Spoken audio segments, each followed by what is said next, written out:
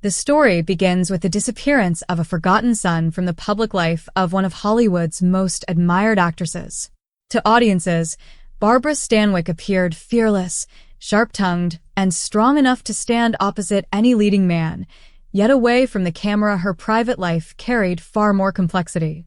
During the 1930s, while married to actor Frank Fay, she adopted a baby boy, a move that was initially presented as a wholesome addition to her rising public image. After the marriage ended, however, circumstances shifted, and as a single working mother facing the demands of a rapidly growing career, Stanwyck is believed to have gradually pulled away from her adopted son, Dion. As her fame expanded, he faded almost entirely from public awareness and was largely brought up by others, having very limited contact with her. By the time he reached adulthood, the distance between them had become both physical and emotional, with some people close to the family describing their relationship as deeply strained. Stanwyck never addressed the situation publicly, and later reports claimed Dion was left out of her will, leading many to question the true nature of their bond.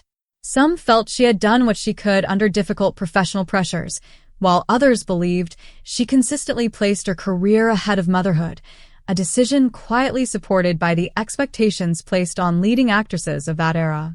Whatever the reality, the absence of her son from her public narrative remains a striking contrast to the bold and outspoken characters she portrayed on screen, reminding us that even the most visible stars often carried private heartbreaks.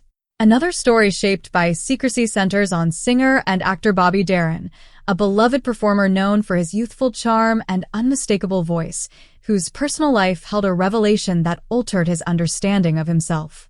For most of his life, he believed he had been raised in the Bronx by his mother, Polly, and his sister, Nina, who formed the foundation of his emotional support as he worked his way toward success with songs such as Mac the Knife and films like Come September. In the 1960s, however, he learned that Polly was actually his grandmother and that the woman he had always known as his sister was his biological mother, who had given birth to him as an unmarried teenager and feared the social consequences of the time.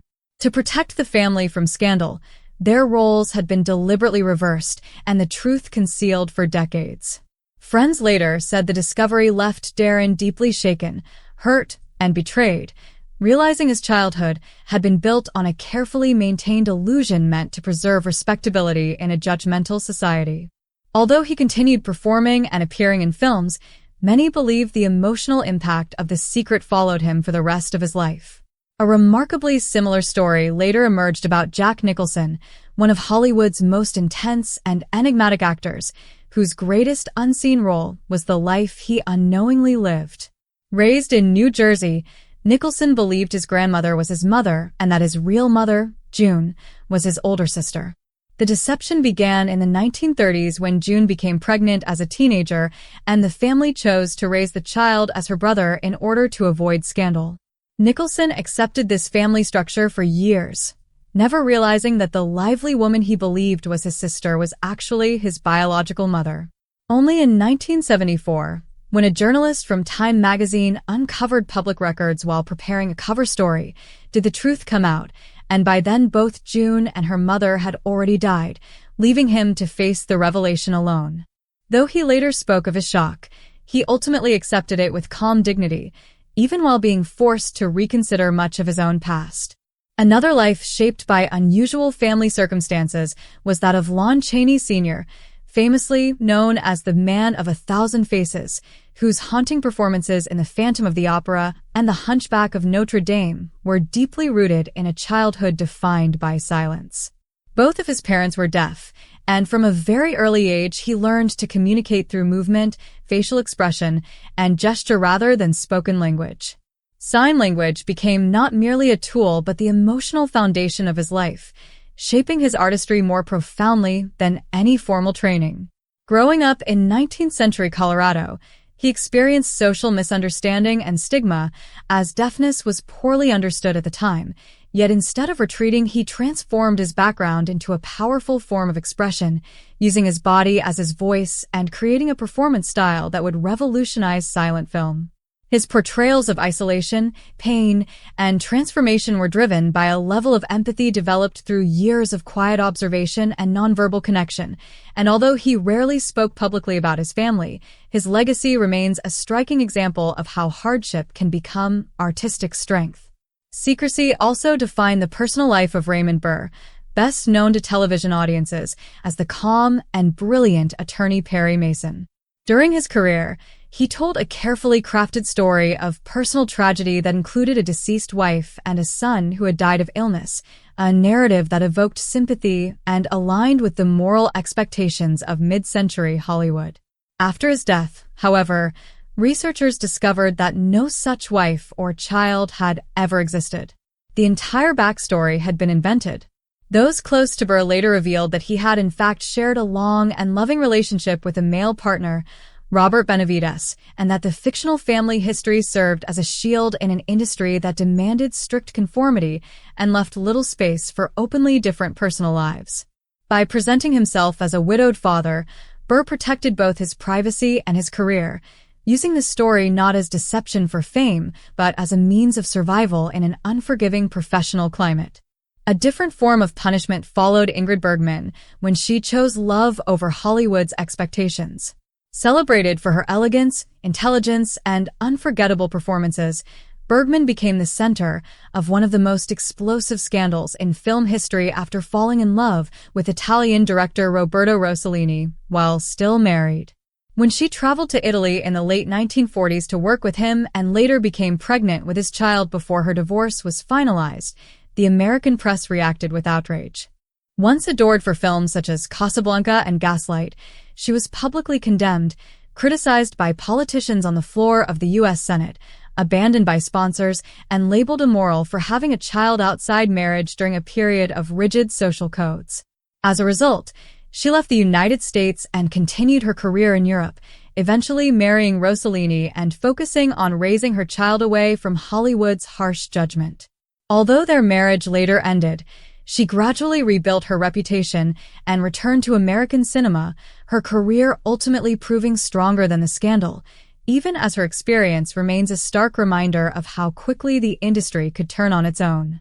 Rumors and whispers also followed Mary Pickford, the beloved sweetheart of early Hollywood whose golden curls and radiant smile symbolized innocence for silent-era audiences.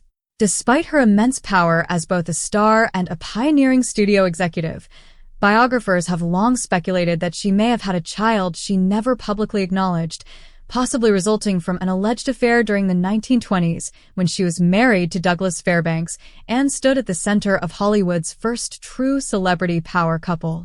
While no definitive evidence has ever emerged, researchers have pointed to unusual gaps in her timeline, private family conversations, and comments from industry insiders suggesting a child may have been raised away from public view. Pickford herself never addressed the rumors, and her carefully protected public image left little room for open discussion, yet the story persists as a reflection of the extreme pressure placed on female stars to maintain perfection at any cost. Another painful example of studio control is linked to Jeanette MacDonald, one of MGM's most polished and admired leading ladies. Behind her refined image lay a deeply personal decision shaped not by her own wishes, but by the demands of the studio system. During the early 1940s, she was romantically involved with singer and actor Nelson Eddy, a relationship widely known within the industry, but never officially confirmed. When rumors circulated that MacDonald was pregnant, studio executives reportedly feared that motherhood would damage her carefully constructed image and disrupt future projects, and she was allegedly pressured into ending the pregnancy under the cover of illness. Public statements referred only to fatigue or minor health problems, and MacDonald never spoke openly about what had happened. Years later, letters and accounts from close friends suggested the emotional burden she carried, while Eddy was said to have been deeply affected as well, even as the two continued to work together in popular musical films such as Maytime and Sweethearts.